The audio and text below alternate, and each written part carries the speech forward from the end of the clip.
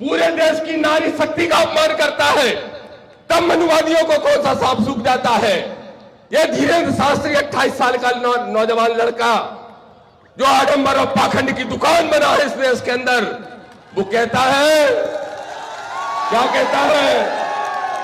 वो कहता है कि अगर मांग में सिंदूर नहीं भरा तो समझ लो प्लॉट खाली है, आओ बेटा प्लॉट पे कब्जा करने, धीरेन्द्र तुम में चार पड़ेंगे तो सुधर जाओगे। ये दामोदर चुनौती से कहता है, तब नारी का अपमान नहीं होता। एक वो बैठा है लिपस्टिक लगा के कथा करता है मथुरा में, कौन सा आचार है, अनिरुद्धा, क्या नाम है, क्या कह रहा है, 25-26 साल में तो 4-4 जगह मुंह मार किया जाती है महिलाएं, तब महिलाओं का अपमान नहीं। और अगर संतोष ने बोल दिया कि सामाजिक समरसता के लिए रोटी बेटी का व्यवहार कर लो तो महिलाओं का अपमान, तो दामोदर यादव, विनय रतन और चंद्रशेखर आजाद का एक ही नारा, जो गरीब को, दलित को, पिछड़े को सताएगा हम उसके साथ उसके भाई बन के खड़े होंगे, उसकी ढाल बन के खड़े होंगे। ये गलत क्या है, धार्मिक ग्रंथ है। मैंने कहा मनुस्मृति ने औरतों के बारे में बुरा से बुरा लिखा, हम सब बहुसंख्यक लोगों के बारे में जिनको आप शूद्र कहते हो उनके बारे में जीवन जानवर से बुरा देने का काम किया। तो बोले आप मनु महाराज को नहीं मानते। मैंने कहा अगर ढूंढे से मिल जाए तो उसको मुर्गा बनाने का काम कर देंगे उस मनु को। अगर और दामोदर चुनौती से कह रहा है कि सुन लो मनुवादियों, सुन लो सामंतवादियों, दामोदर यादव दफन होगा तो नीले झंडे के साथ दफन होगा। ये चुनौती। दशरथ भाई इधर आओ, दशरथ भाई इधर आओ। सम्मानीय साथियों, सबसे पहले तो जरा ये बताओ, ग्वालियर चंबल के ही रहने वाले हो ना, तो जोश कितना है? जरा आखिरी तक राष्ट्रीय अध्यक्ष के सम्मान में तालियां बजना चाहिए, आखिरी तक जोरदारी के साथ, आखिरी तक। हाँ जोश है, समझ गए, है जोश है। ऊपर भी खड़े, सब तरफ देख रहा हूं। हाँ बंधुओं, बहुत समय हो गया, इसलिए बहुत लंबी चौड़ी बात नहीं रखूंगा। मुझे भी आदरणीय विनय रतन साहब को सुनना है, लेकिन 5 मिनट 10 मिनट में 2-3 बातें आपके बीच में रख देता हूं, ठीक है ना? जो बात अच्छी लगे जोरदार तालियां बजाते ही रहना आप। जब तक मुझे तालियों की आवाज सुनाई देगी मेरी आवाज भी उतनी तेजी से गूंजने का काम करेगी, ठीक है कि नहीं? और ये तो कह रहे थे सुनील अस्ते जी कि ग्वालियर तक आवाज जाना चाहिए, मैं तो कह रहा हूं आवाज पंडोखर तक जाना चाहिए। और वो कौन सा है? बागेश्वर, वहां तक जाना चाहिए कि नहीं? सबसे पहले तो सुनील बैरसिया जी कहां हैं? एक बार खड़े हो जाइए बैरसिया जी। बैरसिया जी और इनकी पूरी टीम के लिए तालियां बजाइए, बहुत बहुत धन्यवाद।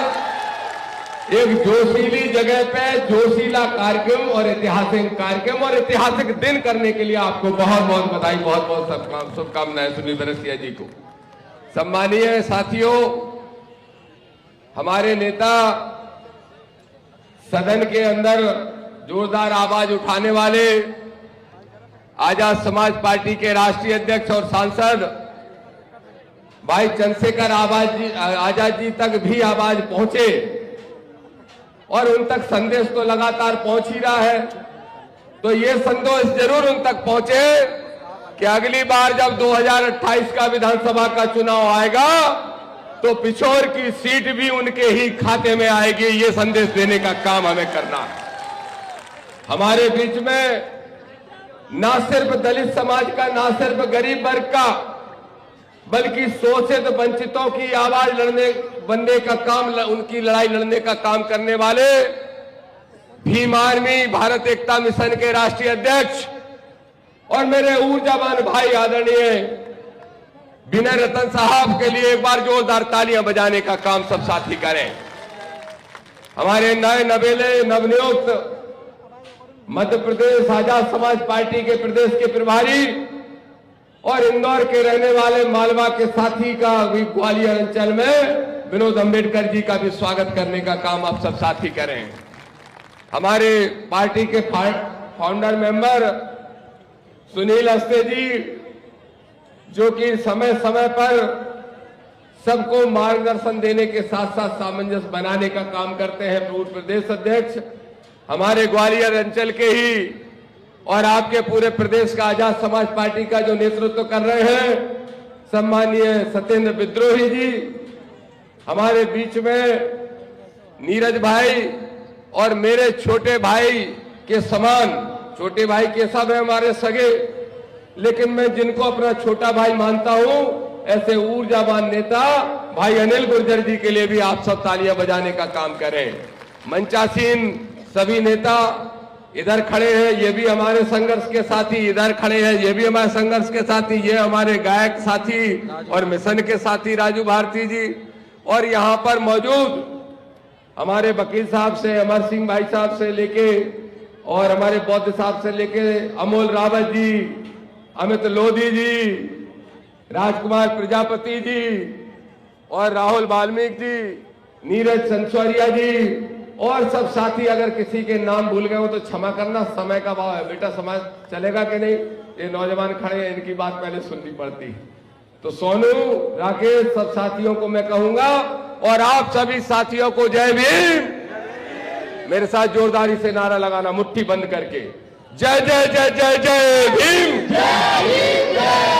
जय जय जय जय जय भीम।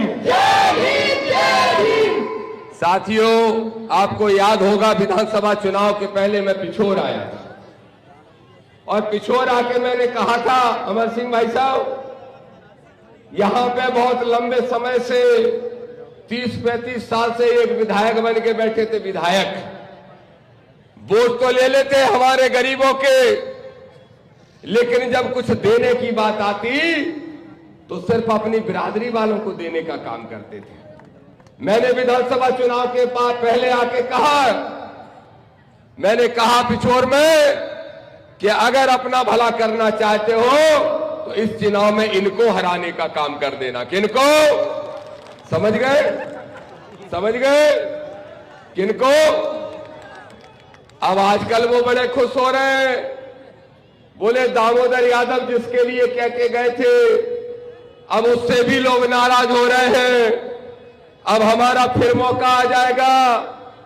तो इस खनिया दाना में खड़े होकर दामोदर यादव मंडल कह रहा है कि सुन लो सामंत शाहियों, तुम्हारी जड़ें बड़ी मुश्किल से उखाड़ी हैं, अब तो अगर कोई पौधा यहां लगेगा तो वो वृक्ष बन के खड़ा होगा, तो वो नीले रंग का होगा और नीले झंडे का होगा, ये सुन लो। मैंने पिछली बार कहा कि मेरा पिछड़ा वर्ग का भाई है, इसको जिता दो, जिता दिया सब साथियों ने मिलके। हां, मैंने कहा था इसी पिछोर में आके, और मैं धन्यवाद देता हूं कि आप लोगों ने एक सामंतशाही और मनुवादी को हराने के लिए एक दूसरा विकल्प पिछड़े वर्ग के भाई के रूप में चुनने का काम किया। मैं जब कल उतरा एयरपोर्ट पे हवाई जहाज से, तो यहां के सांसद जी भी आए थे साथ में। सांसद जी, मुझे समझ में नहीं आता कि आपका जो सांसद है, मुझे देखते ही उसको सांप सूंघ जाता है, पता नहीं क्यों। जैसे ही मैं फ्लाइट में पहुंचा राष्ट्रीय अध्यक्ष जी, मैंने देखा कौन बैठा, तो वो ध्यान से देख रहे थे गेट की तरफ, और जैसे ही मैं गेट पे घुसा और नजर मिली तुम्हारे महाराजा महाराजा से। महाराजा महाराजा, एक बात सुन लो मेरे भाइयों, जब तक ये राजा महाराजाओं की बिस्तर नहीं बांधोगे तब तक मध्य प्रदेश की विधानसभा में नीला झंडा नहीं फहरा सकते, ये ध्यान रखना। लेकिन इसका लाभ कई बार मनुवादी पिछड़ा वर्ग के लोगों को भी मिल जाता है, यह हमें ध्यान रखना पड़ेगा। और मैं आज कहता हूं, मिल गए आपके ही विधायक जी, फूल दे रहे थे, स्वागत कर रहे थे मुझे। कल आपने सबने देखा होगा फेसबुक पे, रील पे, कह रहे थे आपके लिए बॉस हम फूल लाए। हमने उनसे कहा कान में कि तुम हमें कल भी प्यारे थे, तुम हमें आज भी प्यारे हो, बस ये भगवा उतार के नीला पहन लो तो प्यारे रहोगे, नहीं तो प्यारे। सीधी सी बात है, सीधा संदेश है। क्यों अमित लोधी जी, ठीक कह रहा हूं? ठीक कह रहा हूं रावत जी? वो पिछड़ा वर्ग का आदमी, वो पिछड़ा वर्ग का आदमी चाहे वो यादव हो, गुर्जर हो, दांगी हो, रावत हो, कुर्मी हो या फिर लोधी क्यों ना हो, जो अपने लठ को तेल पिलाता है उसको मजबूत करता है और अगर गरीबों पे चलाने का काम करता है तो दामोदर खुद उसको जेल भेजने का काम करेगा। यह दामोदर का ऐलान है। लेकिन अगर वो पिछड़े वर्ग का भाई हमारे बाबा साहब का सम्मान करता है, हमारे भाई चंद्रशेखर आजाद जी के मिशन को हमारे भाई विनय रतन जी के हाथ से हाथ मिलाकर अगर सुनील बैरसिया सहित हमारे साथियों का साथ देने का काम करता है तो वो दामोदर के दिल में बसेगा और दामोदर आधी रात को उसके लिए संघर्ष करने का काम करेगा। मैं कह रहा हूं 40-50 हजार वोट है लोधी समाज के इस विधानसभा में, अध्यक्ष जी 30-35 हजार यादव भी हैं, लेकिन अहिरबार भी बहुत हैं, आदिवासी भी बहुत हैं और मैं सबसे कहता हूं मुस्लिम भाइयों सहित एक एससी के व्यक्ति से, ओबीसी के व्यक्ति से और मानवतावादी सामान्य वर्ग के व्यक्तियों से भी एक मुट्ठी बन के तैयार हो जाओ। एक ही मकसद, एक ही नारा कि 2028 में पिछोर का विधायक बने हमारा, बस ये नारा है। ये यहां की धरती से संदेश दूंगा। 2 मिनट और बोल लूं, मुझे लगा मैं रोकने वाला है। एक बात तो ये हो गई, अब जो सांसद जी है उनका इंतजाम अपन बाद में कर लेंगे, ठीक है, छोड़ दो, उनका भी समय आएगा, लेकिन छोड़ेंगे नहीं, चिंता मत करो। ये राजा महाराजाओं ने बहुत पानी भरवाए हम लोगों से, हमारे पुरखों से अपने महल बनवाए फ्री में, चिंता मत करो, उन महलों की एक एक ईंट निकाल लेंगे, एक एक ईंट। उन सारी ईंटों पे हमारा हक है, इस लोकतांत्रिक व्यवस्था का हक है, इस संवैधानिक व्यवस्था का हक है, इसलिए चिंता मत करो।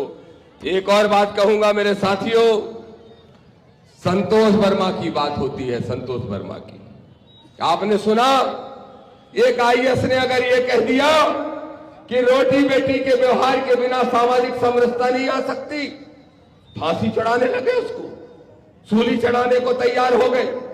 फिर कहा आदरणीय सांसद चंद्रशेखर आजाद जी ने इंदरगढ़ में कि कितने संतोष वर्मा मारोगे, हर घर से संतोष वर्मा, दामोदर मंडल और रविंद्र भाटी निकलेगा। तो उसके बाद घेर लिया मीडिया ने मुझे भोपाल में और बोले आप ऐसे आदमी का साथ दे रहे हो, आपके नेता साथ दे रहे हैं कि जो बेटियों का अपमान करता है।